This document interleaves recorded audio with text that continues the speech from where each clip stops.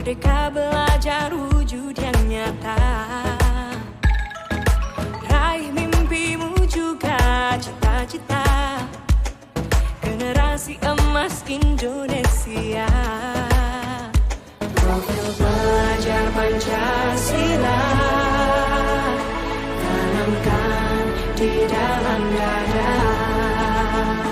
Profil pelajar Pancasila, cerdas berkarakter itu kita.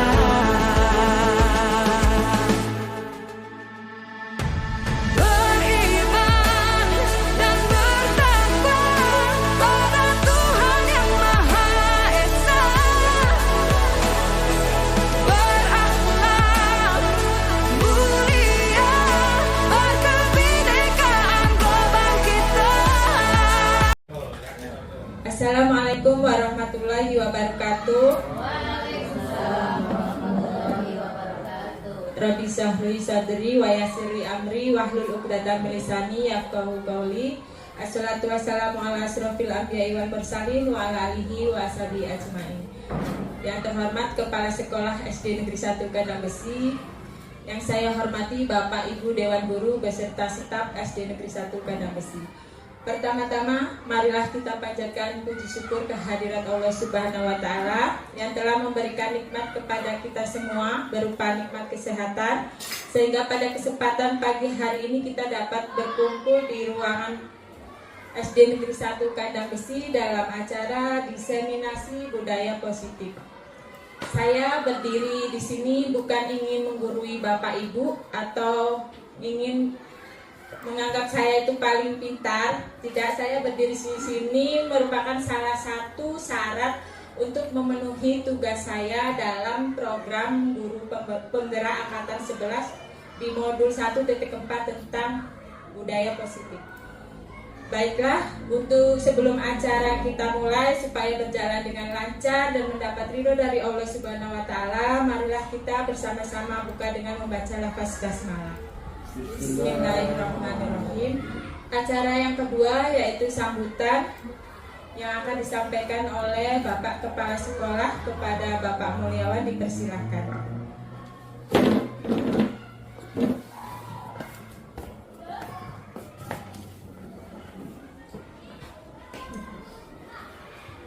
Bismillahirrahmanirrahim. Assalamualaikum warahmatullahi wabarakatuh. Alhamdulillahirrahmanirrahim. Wassalatu wassalamu ala asrofil anbiya'i wal mursalin Sayyidina wa maulana Muhammadin wa ala alihi wa sahbihi ajma'in. Amma ba'd. Pertama-tama mari kita panjatkan puji syukur kepada Allah Subhanahu wa Ta'ala yang mana telah memberikan kita limpahan nikmat, di antaranya adalah nikmat sehat, sehingga kita masih bisa bersama untuk mengikuti acara ini, yaitu diseminasi budaya positif oleh calon guru penggerak kita. Jadi di sini nggak usah saya panjang lebar ya. Saya mengharapkan kepada kawan-kawan Dewan Guru untuk bisa mengikuti apa nanti yang akan disampaikan oleh guru calon penggerak angkatan 2 ini, yaitu oleh Ibu Febri Puspitasari. Jadi apa nanti yang dia terangkan, apa nanti yang dia uraikan, nanti kita sejenak bersama-sama mengikutinya agar ke depan bisa bermanfaat mungkin dalam proses belajar mengajar kita. Saya rasa itu saja yang bisa saya sampaikan. Lebih kurang mohon maaf. Saya Rin. Assalamualaikum warahmatullahi wabarakatuh. Terima kasih kepada Bapak Kepala Sekolah atas sambutannya. Baiklah, acara selanjutnya yaitu kita memasuki acara inti tentang diseminasi budaya positif. Baiklah, sebelum kita memasuki materi, supaya tidak tegang, saya minta Bapak Ibu Guru untuk berdiri. Kita bernyanyi terlebih dahulu sebelum kita memasuki materi. Ya Bapak Ibu, kita berdiri.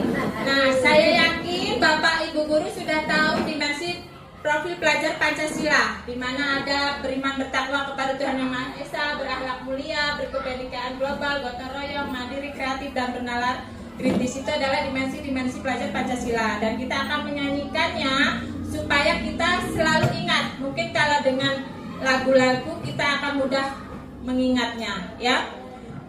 Seperti ini liriknya: pelajar Pancasila beriman dan bertakwa pada Tuhan Yang Esa dan berakhlak mulia, berkebajikan global, gotong royong, mandiri, kreatif, dan bernalar kritis. Bisa ya Bapak Ibu? Ya. Baiklah, kita mulai bersama-sama. 1, 2, 3.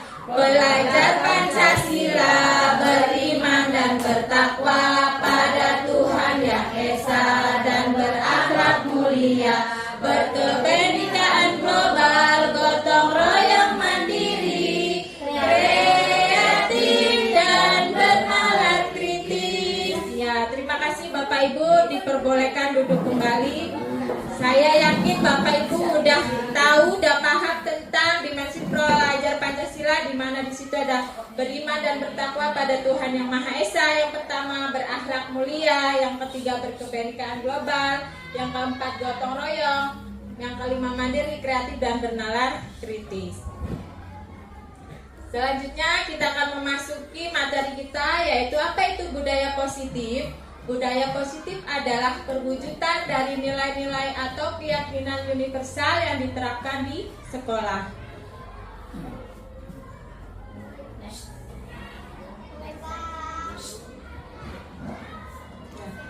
Nah, dalam penerapan atau dalam menciptakan budaya positif, kita ada beberapa konsep nanti yang akan kita pelajari satu persatu. Yang pertama itu disiplin positif. Yang kedua, motivasi perilaku manusia, keyakinan kelas atau sekolah, kebutuhan dasar manusia, posisi kontrol guru, serta segitiga restitusi. Nah, sekarang sebelum kita memasuki materi, saya meminta Bapak Ibu untuk cobalah buka. Kita bermain sejenak, ya. Cobalah buka. Di sini Anda dan teman Anda akan melakukan kegiatan cobalah buka. Anda adalah A, tugas Anda adalah mengepalkan salah satu tangan Anda. Coba Anda bayangkan bahwa Anda menyimpan sesuatu yang sangat berharga di dalam kepalan tangan Anda.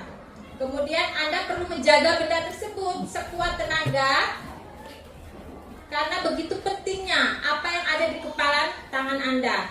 Walaupun teman kalian menyuruh kalian untuk membuka, menggelitik kalian, memaksa kalian, kalian tetap harus berusaha untuk mempertahankannya. Ayo sekarang saya minta Bapak Ibu untuk melakukan kegiatan cobalah buka dengan mungkin teman sebelahnya, mungkin Ibu Rosa sama Ibu Repa, siapa yang mengepalkan tangan, kemudian siapa yang memaksa untuk membukakan. Ayo, misalnya Ibu Repa mengepalkan tangan, Ibu Rosa memaksa untuk membuka, mungkin digelitik atau dipaksa atau diapakan. Kan buah lu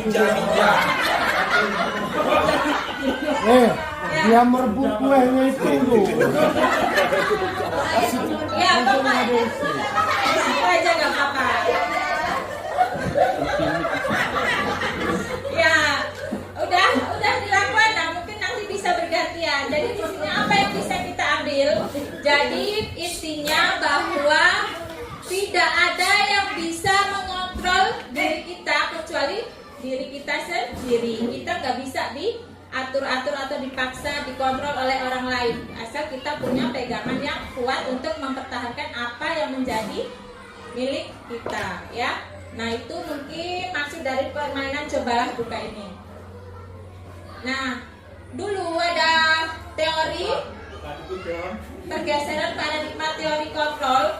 Sekarang kita dikenal dengan teori kontrol. Nah, dulu ada stimulus respon, dan sekarang itu bagaimana seseorang bisa berubah dari paradigma stimulus respon kepada pendekatan teori kontrol. Jadi sebelumnya stimulus respon itu realita kebutuhan kita sama. Kalau di teori kontrol itu kebutuhan kita itu berbeda. Ini artinya berhubungan dengan peserta didik, bahwa setiap peserta didik itu nggak bisa disamakan. Setiap peserta didik mempunyai kebutuhan yang berbeda, karakter yang berbeda. Itu maksudnya.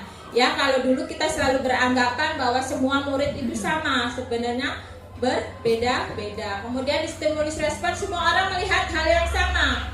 Setiap orang memiliki gambaran yang berbeda di teori kontrol. Jadi tiap orang itu punya pandangan yang berbeda, nggak mungkin sama. Jadi kita nggak bisa menyamakan peserta didik. Kemudian kita mencoba mengubah orang agar berpandangan sama dengan kita. Kalau di teori kontrol kita berusaha memahami pandangan orang lain tentang dunia. Itu sama seperti kita sebagai pendidik, kita itu tidak boleh ya mengubah orang harus berpandangan sama seperti kita, sama seperti seorang pendidik. Kita nggak bisa memaksakan anak didik harus sesuai kemauan kita, itu tidak boleh ya. Perilaku buruk dilihat sebagai suatu kesalahan kalau stimulus respon. Di teori kontrol semua perilaku memiliki tujuan. Nah, ini apa kaitannya dengan pendidik dan anak didik kita? Jadi apapun sebenarnya yang dilakukan anak didik kita, baik buruk, itu sebenarnya mereka itu punya tujuan. Intinya mereka itu melakukan kesalahan, melakukan keburukan, itu mereka punya tujuan, punya maksud. Jadi kita nggak boleh semata-mata karena mereka salah terus kita menyalahkan, kita menghukum, itu tidak boleh di teori kontrol ya. Orang lain bisa mengontrol saya, hanya Anda yang bisa mengontrol diri Anda. Itulah tadi masuk dari permainan bukalah itu ya. Jadi nggak ada yang bisa mengontrol diri kita kecuali diri kita sendiri. Jadi pemaksaan ada pada saat bujukan gagal. Nah, kalau di teori kontrol, kolaborasi dan konsentrasi menciptakan pilihan-pilihan baru. Jadi anggapan kita dulu dengan teori kontrol sekarang itu sebenarnya berbeda. Nah, sekarang kita masuk ke disiplin positif. Apa itu disiplin positif? Disiplin positif merupakan salah satu cara penerapan disiplin yang bertujuan untuk menumbuhkan kesadaran serta memberdayakan anak untuk melakukan sesuatu tanpa sogokan, ancaman maupun hukuman. Nah, selama ini mungkin kita sebagai guru selalu memberikan hukuman ya kan kepada anak didik kita apabila mereka itu melakukan kesalahan. Sebenarnya dalam teori seperti segitiga restitusi itu sebenarnya tidak bagus atau akibatnya tidak bagus terhadap anak itu sendiri. Nanti kita akan mempelajari tentang teori kontrol guru segitiga restitusi setelah ini. Nah, di sini ada pernyataan, apakah Bapak Ibu setuju apabila pemberian hukuman dapat mendisiplinkan siswa? Setuju atau tidak Bapak Ibu? Setuju. Setuju? Nah, coba yang tidak setuju alasannya apa? Yang tidak setuju pemberian hukuman dapat mendisiplinkan siswa? Apa ya coba? Kenapa tidak setuju Ibu Widya? Iya, terima kasih atas waktunya. Saya memilih tidak setuju untuk memberikan hukuman untuk mendisiplinkan siswa karena salah satu bentuk mendisiplinkan siswa itu kalau menurut saya lebih baik ke pendekatan, menganggap siswa itu sebagai teman. Jadi sebagai tempat curhat siswa bisa, atau dengan cara kita sharing dengan siswa tanpa harus memberikan hukuman. Karena hukuman itu apa ya, dimensinya kayak negatif aja gitu Bu. Bisa dengan cara membentak itu salah satu hukuman, mencubit atau memukul hukuman juga. Pokoknya kalau menurut saya itu hukuman itu konotasinya agak negatif dan makanya itu kurang tepat untuk mendisiplinkan siswa, itu alasan saya. Terima kasih. Ya, terima kasih Bu Widya atas pendapatnya. Ya, pemberian hukuman itu untuk mendisiplinkan siswa sebenarnya kurang baik karena di situ siswa akan melakukan sesuatu itu karena terpaksa, karena takut akan dihukum, ya. Itu hanya akan berlaku jangka pendek saja saat anak tidak menerima hukuman, tetapi setelahnya nanti mereka akan mengulang lagi kesalahan yang sama. Ya, mungkin yang tepat seperti yang disampaikan Bu Widya melalui pendekatan, ya, seperti itu. Kemudian pemberian hadiah meningkatkan prestasi siswa. Ini sebenarnya juga tidak boleh, ya, kurang bagus lah. Tapi selama ini karena sudah udah mendarah daging mungkin ya.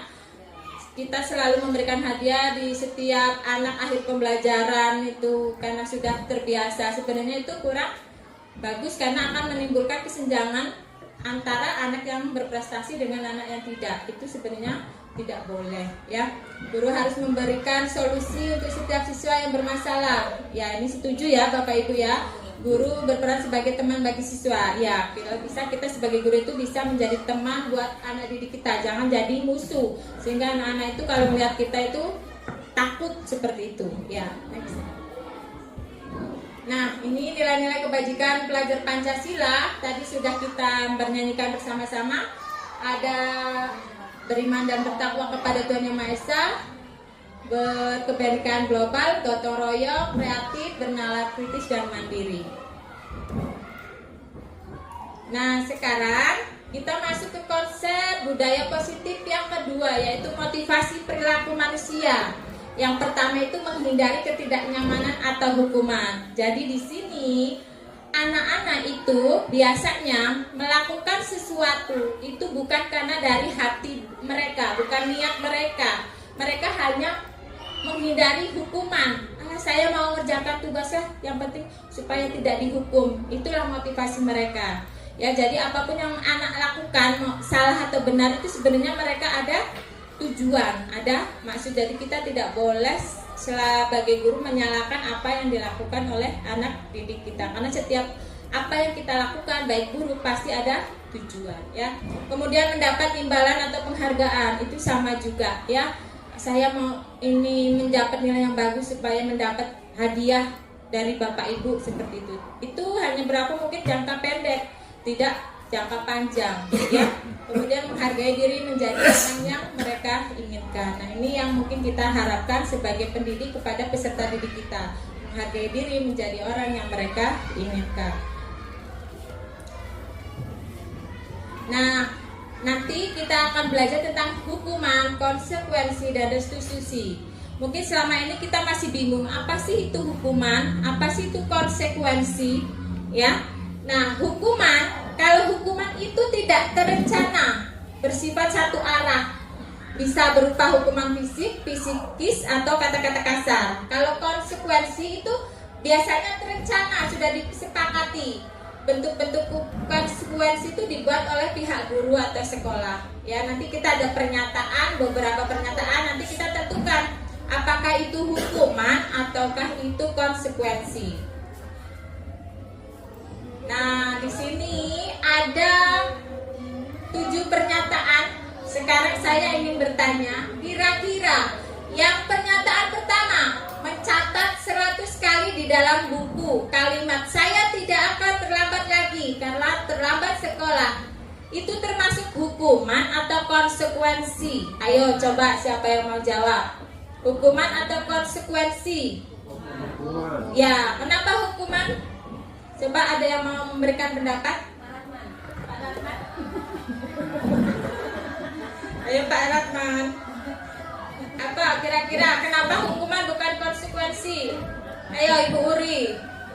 Kira-kira apa? Kenapa itu pernyataan itu termasuk hukuman bukan konsekuensi? Ya, itu termasuk hukuman karena itu disuruh menulis ya. Menulisnya itu nggak hanya satu baris itu aja, tapi sepenuhnya buku. Biasanya kalau mau ngasih hukuman tuh sebanyak itu, jadi biar anak itu merasa kapok. Jadi itu jenisnya seperti hukuman. Ya. Seperti yang sudah kita pelajari sebelumnya, kalau hukuman itu kan secara tiba-tiba, tidak ada aturannya. Kalau konsekuensi kan biasanya sudah dibuat oleh sekolah, sudah ada kesepakatan antara siswa dan guru. Ya, ini masuk ke hukuman. Lari mengelilingi lapangan basket 2 kali karena terlambat hadir di sekolah.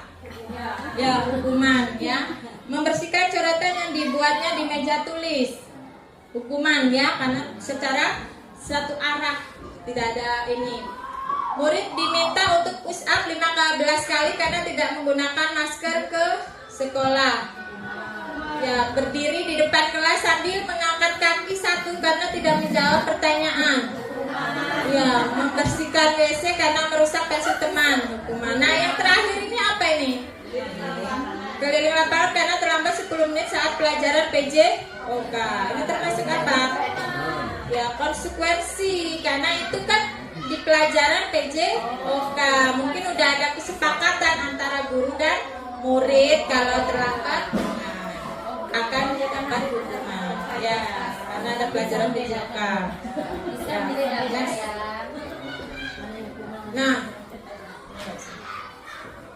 ya. Nah kita kenapa perlu membuat keyakinan kelas bukan peraturan kelas? Karena keyakinan kelas itu dibuat berdasarkan kesepakatan antara guru dan siswa, bersifat universal. Kalau peraturan itu biasanya hanya dibuat oleh guru, cuma satu arah ya. Nah itu perbedaannya antara keyakinan kelas dan peraturan kelas. Nah ini contoh-contoh keyakinan kelas. Mempersilakan warga sekolah untuk mencurahkan ide tentang peraturan yang akan disepakati, mencatat semua masukan, mengganti kalimat negatif menjadi positif, tinjau kembali curahan pendapat yang terkumpul, dan yang terakhir keyakinan kelas bisa kita tempel di dinding kelas. Nah ini yang menarik akan kita pelajari, posisi kontrol kita sebagai guru.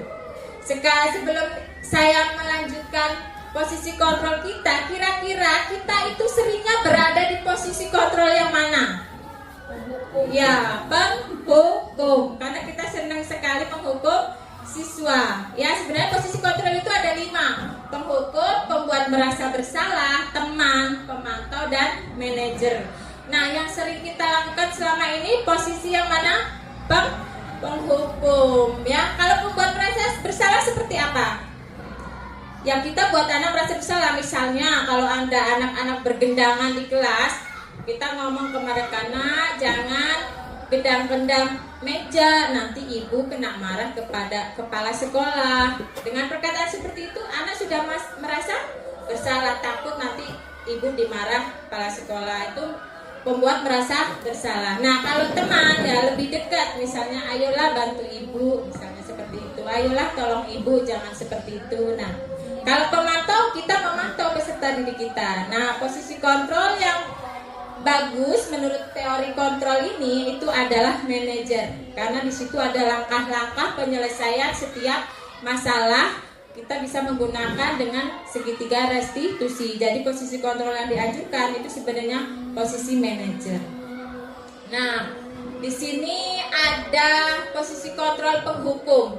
Indikatornya biasanya kalau guru yang sukanya menghukum itu biasanya menghardik, menunjuk-nunjuk ya, kemudian berkaca pinggang, membentak-bentak, hukuman fisik ya, bisa mungkin menarik jambang atau memukul ya. Nah, dampaknya buat anak kalau kita sering menghukum, memakai posisi kontrol menghukum, anak-anak itu menjadi pendendam, tidak menyukai guru atau mata pelajaran tertentu ya.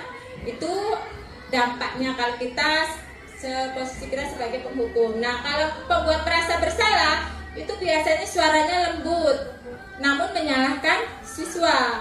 Guru menyatakan kesalahan pada siswa dan guru seolah-olah menderita. Dampaknya itu siswa merasa bersalah dan siswa itu menjadi rendah diri dan menarik diri. Dan untuk posisi kontrol yang ketiga yaitu sebagai teman. Nah, guru bersikap ramah, cenderung bersenda gurau untuk menghangatkan suasana. Dampaknya murid bergantung pada satu orang, membuat siswa tidak mandiri kalau posisi sebagai teman. Dan pemantau itu indikatornya nada bicara dan ekspresi datar. Identitas berhasil pemantau tetap memantau saat siswa diberi sanksi. Jadi kita sebagai guru ketika menggunakan posisi kontrol pemantau, kita tetap memantau siswa ya, apa yang diberikan hukuman pada siswa. Dan dampaknya itu tidak bagus ya, siswa itu tidak sepenuhnya mandiri. Nah, posisi kontrol yang bagus itu manajer. Menurut teori kontrol, posisi kontrol, manajer itu indikatornya suaranya netral, tercipta identitas positif atau berhasil mengajukan pertanyaan bermakna, membantu siswa memecahkan masalah. Dampaknya itu siswa jadi mandiri ya. Kemudian peserta didik mampu memecahkan masalah sendiri, dan nanti kita dalam menyelesaikan masalah atau kasus siswa dengan posisi kontrol manager, kita nanti bisa menggunakan segitiga restitusi.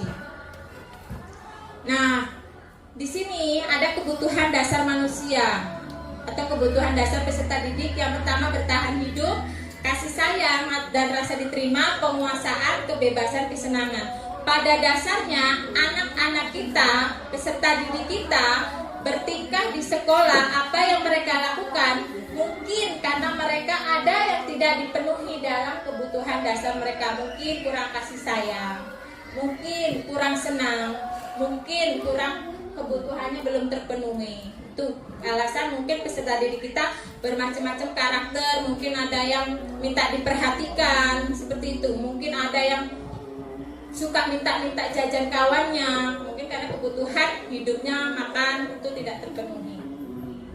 Nah, sekarang di sini ada pernyataan, aku senang main kejar-kejaran dengan ibu guru, seru. Kira-kira kebutuhan dasar yang mau didapatkan oleh siswa ini apa? Tadi kan ada kesenangan, penguasaan, kasih sayang. Kira-kira anak ini pengen dapat kebutuhan apa sih dari gurunya? Aku senang ya, karena ada kata senangnya ya. Jadi kebutuhannya dibutuhkan senang, ya, kesenangan. Ya, aku senang main kejar-kejaran dengan ibu guru, ya. Ibu kejar aku karena ibu guru sayang aku. Kira-kira apa ini? Kasih sayang. Jadi anak itu butuh kasih sayang, kurang kasih sayang. Jadi mereka melakukan hal itu aja kayaknya udah mendapatkan kasih sayang seperti itu. Aku hebat kan, bisa bikin ibu guru kejar aku. Kira-kira apa ini? Penguasaan ya, hebat ya. Nah, itu bisa, istilahnya bisa lari. Aku bosan belajar mewarnai terus di dalam kelas. Kira-kira apa ini? Tadi coba next halaman sebelumnya itu Bu Rosa, aku bosan. Nah, kira-kira apa? Ya, pengen kebebasan. Bosan belajar di kelas terus, jadi pengen kebebasan.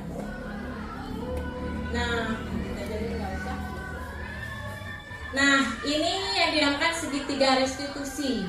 Apa itu segitiga restitusi? Jadi posisi kontrol guru itu yang baik atau yang dianjurkan itu adalah manajer.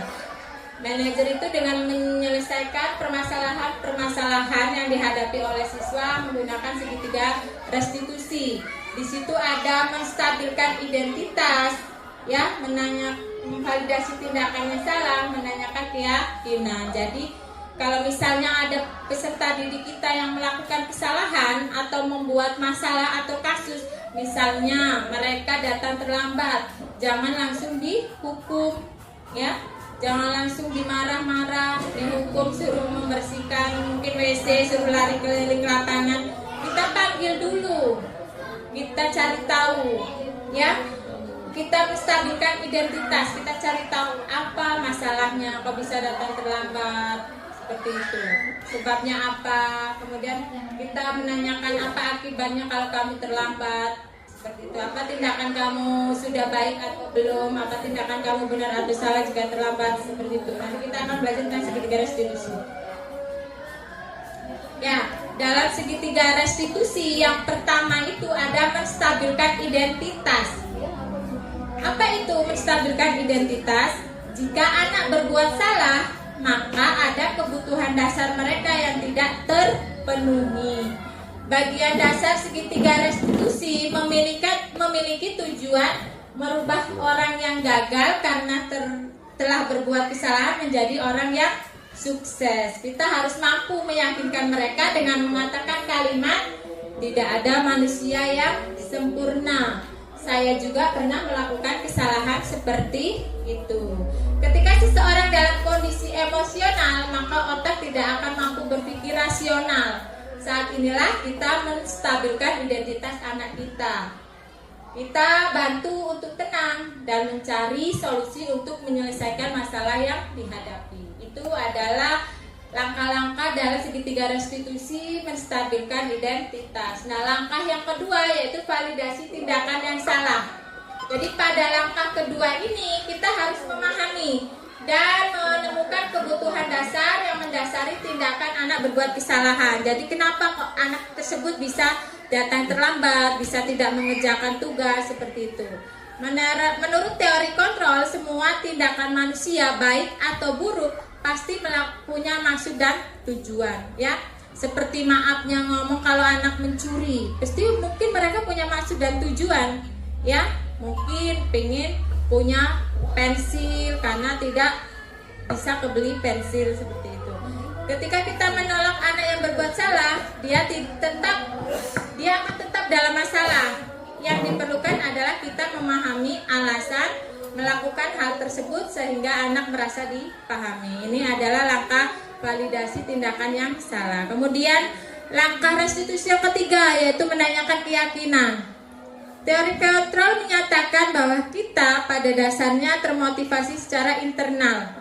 Ketika langkah 1 dan langkah 2 sukses dilakukan, maka anak akan siap untuk dihubungkan dengan nilai-nilai yang dia percaya dan berpindah menjadi orang yang dia inginkan. Penting menanyakan ke anak tentang kehidupan ke depan yang dia inginkan. Ketika mereka sudah menemukan gambaran masa depannya, guru dapat membantu mereka untuk tetap fokus pada gambarannya. Melalui segitiga restitusi, kita dapat mewujudkan mereka menjadi murid yang merdeka sesuai dengan filosofi Ki Hajar Dewantara bahwa pendidikan itu harus menuntun sesuai dengan kodrat alam dan kodrat zaman. Artinya bahwa kita sebagai pendidik itu tidak boleh memaksakan anak harus seperti kemauan kita, tapi kita cari apa bakat mereka, ya. Nah, di sini ada kasus kita akan bahas. Guru matematika dan wali kelas B, Bu Santi sakit sehingga tidak dapat masuk dan mengajar. Akhirnya dicarikan guru pengganti, Ibu Eni. Ibu Eni baru 2 tahun menjadi guru SMP. Beberapa murid perempuan, Vivi dan Natali, mengetahui hal ini dan mulai menggunakan kesempatan dan bersikap seenaknya, tertawa dan tidak mengindahkan kehadiran Ibu Eni. Ibu Eni mencoba menyapa Vivi dan Natali dengan ramah sambil mengingatkan mereka untuk tetap fokus pada pengerjaan tugas. Ayolah, tugasnya dikerjakan, nanti ibu ditegur bapak kepala sekolah kalau kalian tidak kerjakan tugas. Tolong bantu ibu ya. Namun Vivi dan Natali malah jadi tertawa. Ih ibu, santai aja bu. Mereka tetap tidak mengerjakan tugas dan malah mengobrol. Keesokan harinya Ibu Santi memanggil Vivi dan Natali serta menanyakan tentang laporan Ibu Eni. Ibu Santi menanyakan apakah mereka bersedia memperbaiki permasalahan yang ada. Vivi dan Natali sempat ragu-ragu dan membela diri, namun akhirnya mengatakan, aku meminta maaf. Ibu Santi menanggapi bahwa tindakan itu boleh saja dilakukan bila mereka sungguh-sungguh ingin meminta maaf. Namun Ibu Santi menanyakan kembali, apa yang mereka bisa lakukan untuk menggantikan rasa tidak dihormati Ibu Santi? Baik Vivi maupun Natali mengakui bahwa perilaku mereka tidak sesuai dengan keyakinan kelas. Ibu Santi melanjutkan kembali apa yang akan mereka lakukan untuk memperbaiki masalah. Apakah ada gagasan? Setelah berpikir sejenak, Natali dan Vivi mengusulkan bagaimana kalau mereka mengadakan sebuah diskusi kelompok dengan teman-teman sekelasnya. Tema yang mereka pilih adalah penerapan keyakinan kelas, terutama tentang sikap saling menghormati dan bagaimana penerapannya di kehidupan sehari-hari di sekolah. Usulan kedua adalah mengirim email kepada Ibu Eni tentang gagasan mereka tersebut.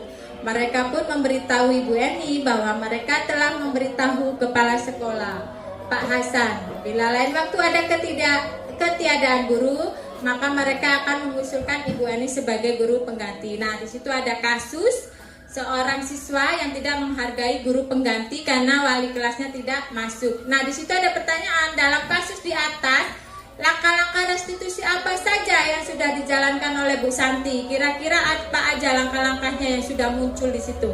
Tadi kan langkah-langkah segitiga restitusi ada validasi tindakan, ya, kemudian membuat merasa bersalah dan keyakinan.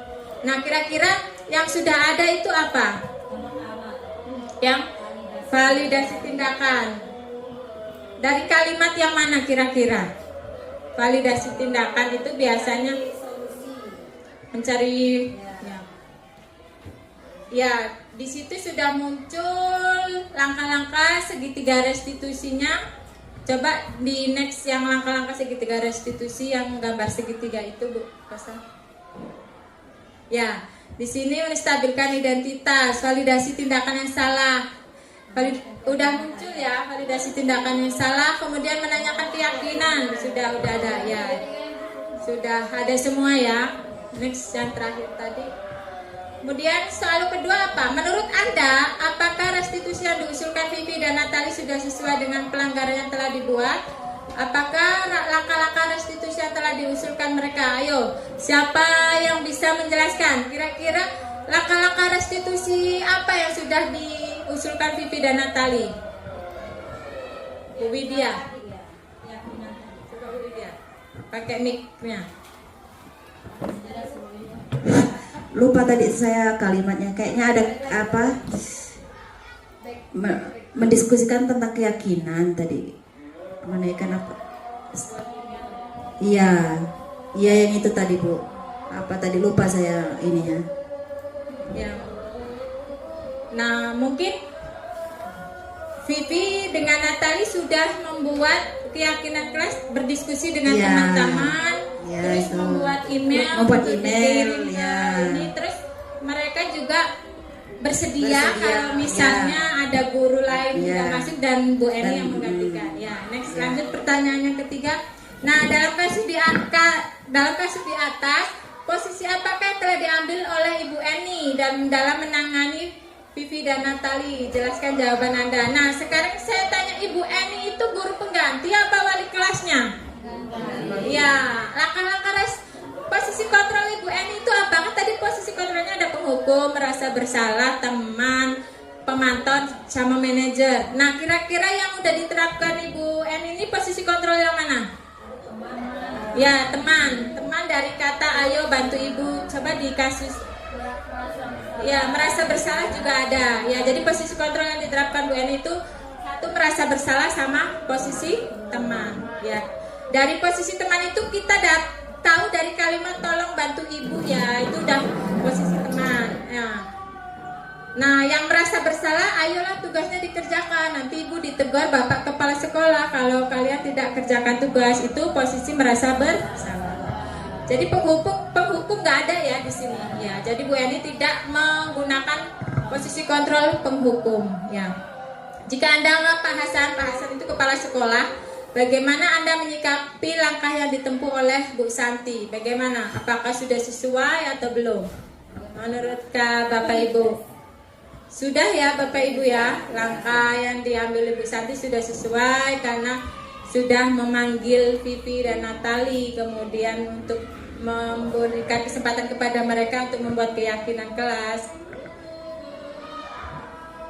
Nah, itu adalah materi tentang budaya positif di mana ada konsep-konsep motivasi perilaku manusia, teori kontrol, kemudian ada posisi kontrol kita sebagai guru, segitiga restitusi. Kalau ada yang ingin ditanyakan dipersilakan. Apakah ada yang ingin bertanya? Sudah cukup Bapak Ibu? Ya, kalau sudah cukup mungkin hanya itu yang dapat saya sampaikan. Kurang lebihnya saya mohon maaf. Pada Allah saya mohon maaf ampun. Saya ucapkan terima kasih kepada Bapak Kepala Sekolah, kepada rekan-rekan yang sudah bersedia untuk mendengarkan pemaparan saya tentang diseminasi budaya positif. Saya akhiri, wabillahi taufiq wal hidayah. Wassalamualaikum warahmatullahi wabarakatuh. Terima kasih ya Bapak Ibu.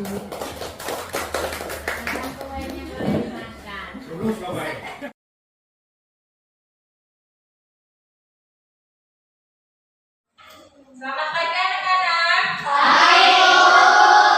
Selamat datang di kelas 6. Kita saat ini sudah memasuki tahun ajaran 2024-2025. Sebelum kita memasuki pembelajaran di tahun 2024-2025, ingin kita membuat suatu keyakinan kelas. Ada yang tahu apa itu keyakinan kelas? Ada yang tahu apa itu keyakinan kelas? Nah,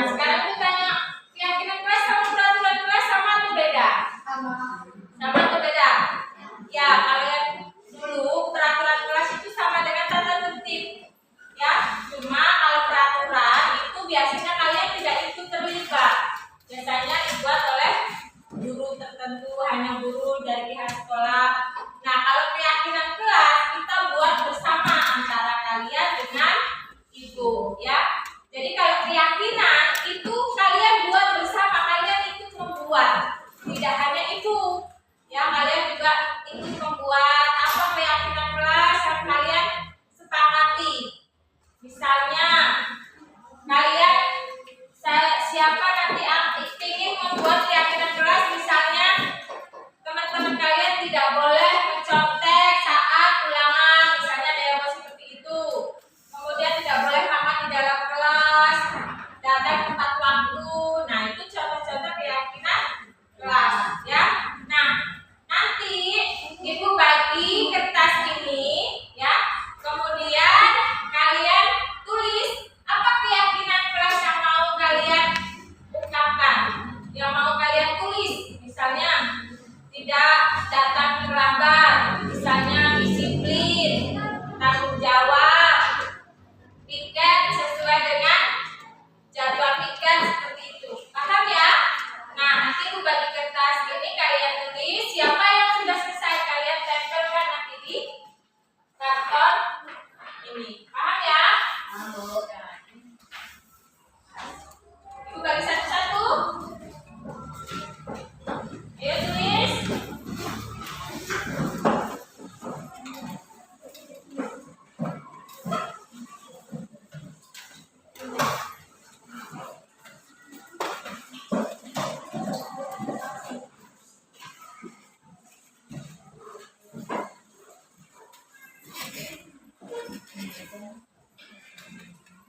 Sudah dapat semua?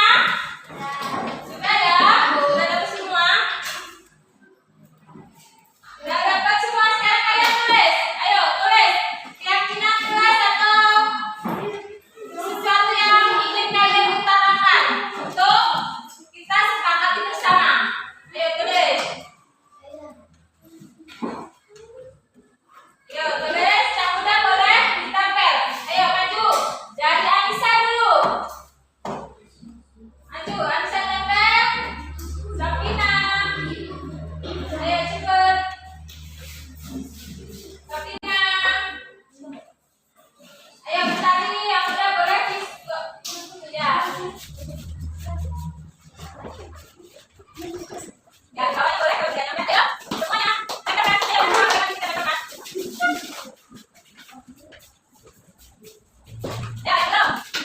Ya, belum. Ayo, ayo. Ayo, benar, Andika, belakang. Udah semua? Ya. Ya. Ya. Bisa tidak? Sudah semua ya? Nah, di sini sudah ada keyakinan kelas yang kalian buat masing-masing. Jadi nanti yang sama itu ambil salah satu aja, ya. Mungkin di sini ada yang jangan membuang sampah sembarangan. Nah, kemudian ada juga di sini tidak boleh menyontek saat ujian. Ini ada yang sama, tidak boleh menyontek saat ujian, ada yang sama. Jadi ini kesepakatan kelas yang kita sepakati, keyakinan kelas yang harus kita jalankan. Ini bukan Ibu aja yang buat, tapi kalian yang buat. Jadi di sini ada yang tidak boleh mengejek teman satu kelas, ya. Kemudian tidak boleh mencontek, tidak boleh apa ini? Ngobrol saat belajar, ya. Ini keyakinan yang kalian buat. Jadi harus kalian sepakati. Ya, nah kita sudah dapat keyakinan kelas yang telah kita sepakati. Jadi di